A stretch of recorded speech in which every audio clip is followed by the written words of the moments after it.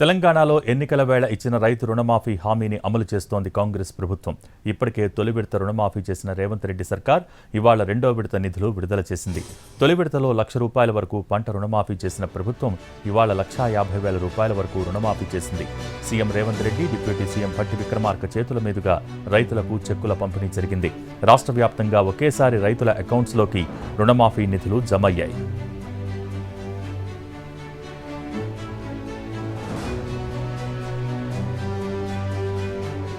రెండో విడతలో మొత్తం ₹6,190 కోట్ల రుణమాఫీ జరిగింది.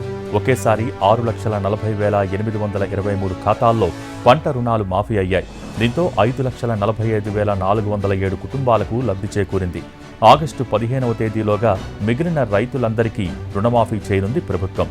₹2 లక్షల వరకు ఉన్న రుణాలను ఆగస్టు 15లోపు మాఫీ చేయనుంది.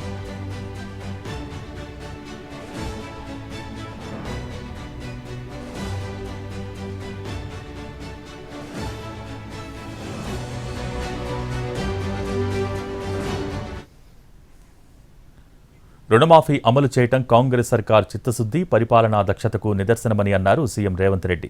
అన్ని రకాలుగా నిధులు సమీకరించి ఇచ్చిన మాట ప్రకారం రుణమాఫీ చేసి తీరుతున్నామని అన్నారు.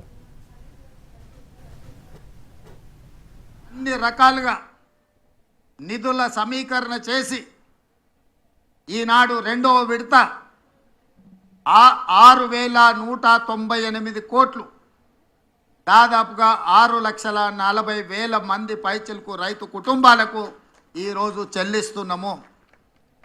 మొదటి విడతలో 6,098 కోట్లు, దాదాపుగా 11.5 లక్షల రైతు కుటుంబాలకు లాభం జరిగితే ఈరోజు దాదాపుగా 6,198 కోట్లు, 6.5 లక్షల రైతు కుటుంబాలకు మేలు జరుగుతుంది రెండవ విడతల అని చెప్పి నేను గర్వంగా ఈ వేదిక మీద నుంచి తెలంగాణ రైతాంగానికి విజ్ఞప్తి చేస్తున్నా.